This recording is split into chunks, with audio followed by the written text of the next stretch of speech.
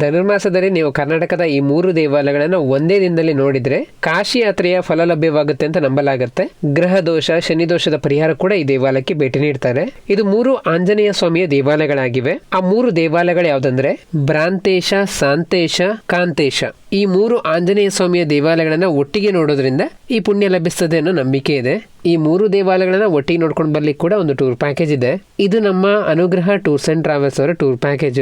Next ಗೆ December 15ನೇ ತಾರೀಕಿಗೆ tour package ಇದೆ.